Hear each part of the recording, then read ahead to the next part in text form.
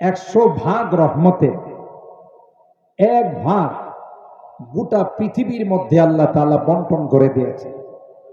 মানব দানব পশু পাখি কুল কানা, তার মধ্যে আল্লাহ তাআলা মাত্র 1 ভাগ রহমত বন্টন করে দিয়েছেন। 99 ভাগ কার কাছে? সেই 1 ভাগ রহমতের হাসর আমরা কি দেখি?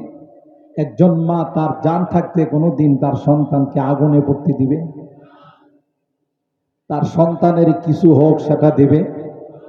একটা পাখি তার ছানা যদি আপনি বাসার থেকে নিয়ে আসেন, এটা পারে না আপনার মাথার উপর বসে যায়, চিৎকার করতে থাকে, আর তার ভাষায় সে এটা জানান দিতে চায়, আরে জালে, তুমি আমার কলিজার টুকরা, আমার নয়নমণি, তাকে তুমি কেন নিয়ে গেলা? কি অপরাধ করছিল? আমি বা তোমার কাছে কি অপরাধ করলাম? ফিরায় দাও। চিৎকার করে কথাই বলতে থাকে, আমার বাসায় আমার ছানাটাকে তুমি ফিরিয়ে দাও। 1 ভাগ রহমতের যদি এই অবস্থা হয়, যে আল্লাহর নিকট 99 ভাগ রহমত রেখে দিয়েছেন, সেই আল্লাহ কি কোনোদিন তার বান্দা বান্দীদেরকে জাহান্নামে জ্বলতে দিবে? শাস্তি দিবে? এত মহব্বত করে এত আদর করে বানাইছে। বানানোর সময় ফেরেশতারা ভেটো দিয়েছে যে আল্লাহ এদেরকে বানাবেন, এরা তো যায় মারামারি করবে, কেউ আওয়ামী লীগ করবে, কেউ বিএনপি করবে, কেউ জাতীয় পার্টি করবে, রাজনৈতিকভাবে এদের মধ্যে দলাদলি হবে, মারামারি হবে। দরকার কি? আমরাই তো তোমার তাসবিহ তাহলিলের জন্য, পবিত্রতা বর্ণনা করার জন্য যথেষ্ট। তারপরও আল্লাহ পাক জবাব দিয়েছিলেন, ইন্নী আ'লামু মা লা তা'লামুন, আমি যা জানি তোমরা তা জানো না। এত মহব্বত করে এত মায়া করে তোমাদেরকে বানাইলাম, গরম দিয়ে তোমাদেরকে মারার জন্য নয়, বন্যা দিয়ে মারার জন্য নয়, অনাবৃষ্টি দিয়ে মারার জন্য নয়। তাহলে কেন দিচ্ছেন? তোমাদেরকে লাইনে আনার জন্য। তোমরা লাইনচ্যুত হয়ে গেছো, সিরাতে মুস্তাকিম জান্নাতের লাইনে তোমাদেরকে উঠানোর জন্য আমি একটু রেড অ্যালার্ট, একটু সিগন্যাল তোমাদেরকে দিলাম। যাহারাল ফাসাদু ফিল বাররি ওয়াল বাহর বিমা কাসাবাত আইদিন নাস লিয়ুযীকাহুম বা'দাল্লাযী আমিলু লাআল্লাহুম ইয়ারজিউন। আল্লাহ বলেন, জলে স্থলে যখন কোনো অশান্তি দেখা দেয়, এটার জন্য অন্য কেউ দায়ী নয়, তোমরাই দায়ী। তোমাদের পাপাচার দায়ী, তোমাদের গুনাহ হলো দায়ী। আল্লাহ ডাক দেয়া কয়, কেন তোমাদের এত তাপমাত্রা বৃদ্ধি করে দিলাম? ঘরে শান্তি নাই, বাহিরে শান্তি নাই, কোথাও শান্তি নাই, শুধু গরম আর গরম। আল্লাহ কইলে, যায়কাহুম বাদাল্লাযী আমিলু লাআল্লাহুম ইয়ারজিউন।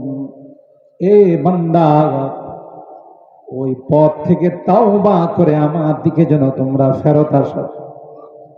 গুনাহ থেকে যদি বান্দা তুমি তাওবা করতে পারো, তাওবার মতো যদি তাওবা করতে পারো, তাওবা করতে দেরি হবে রে, আমি আল্লাহ তোমাদের মাফ করতে দেরি হব না। তাওবা যে অপরাধ, যে গুনাহ তোমাদের দ্বারা হচ্ছে, যে পাপাচার হচ্ছে, এর থেকে খালেস তাওবা করো। তাওবা কাকে বলে? মুখে মুখে বলার নাম তাওবা না। তাওবার 1 নম্বর রুকুন হলো, যে গুনাহটা আমার দ্বারা হয়ে গেছে এর উপরে লজ্জিত হওয়া, তাৎক্ষণিক এই গুনাহটা ছেড়ে দেওয়া, ভবিষ্যতে এই গুনাহ করব না বলে অঙ্গীকার পেশ করা। হকুল ইবাদ, কোন মানুষের যদি হক হয়, এটা তাৎক্ষণিক তার থেকে এটা হক আদায় করে দেওয়া, তার থেকে এটার পরিত্রাণ না।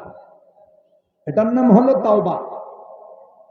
গুনাহ করতেছি আর মুখে মুখে তাওবা করতেছি, হবে না। এরকমের তাওবা করলে তাওবা মুস্কি হাসে।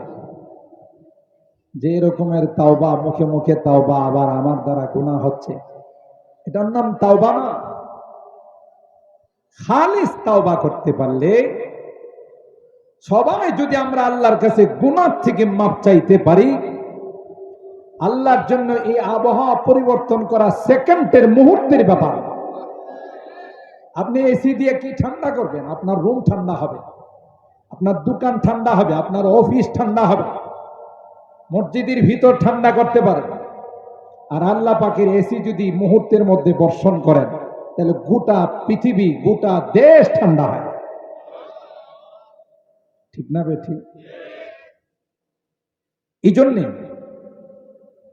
এই গরম, এটা আল্লাহর পক্ষ থেকে আমাদের জন্য একটা সিগন্যাল। আমাদের মধ্যে কিন্তু পরিবর্তন নাই। যে পরিবর্তনটা আমাদের এখন এই অতি গরমের কারণে, তাপমাত্রা বৃদ্ধি পাওয়ার কারণে কি নামাজীর সংখ্যা বাড়ছে? কথা পায় না, বাড়ে না। পাপাচার কি কমছে? কমে না। যারা যেই পাপাচারে লিপ্ত আছে, তাদের এই পাপাচার চলছে। তাহলে হাজারো ইস্তিসকার নামাজ পড়লে বৃষ্টি আসবে কেমন? সমাজের একটা বড় অংশ যারা আমরা গুনার মধ্যে লিপ্ত, কথা বলেন ঠিক না? যিনি সুদখোর, তিনি কি সুদ থেকে বিরত রয়েছে? ঘুষখোর, দুর্নীতিবাজ, সন্ত্রাস, চাঁদাবাজ, কেউ কোনটার থেকে বিরত নয়। তাহলে কি করে আল্লাহর রহমত আমাদের উপর আসবে? আমাদের তো এখনো আমাদের পরিবর্তন হচ্ছে না। পরিবর্তন না হওয়া পর্যন্ত আকাশের অবস্থাও পরিবর্তন হবে না। ইন্নাল্লাহা লা ইউগাইয়িরু মা বিকওমিন হাত্তা ইউগাইয়িরু মা বিআনফুসিহিম। আল্লাহ বলেন, আমি এগুলো পরিবর্তন করি, তোমরা যখন পরিবর্তন হয়ে যাও, তোমাদের মধ্যে আবার পরিবর্তন আসবে, অবস্থা পরিবর্তন হয়। ঠিক কিনা বলেন?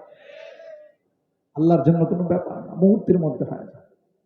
যাই হোক, আমি মূলত এই কথা আপনাদের খেদমতে এই জন্য আরজ করলাম যে কি জন্যে আজকে আমাদের উপরই বিপদ, আর এর থেকে পরিত্রাণ পাওয়ার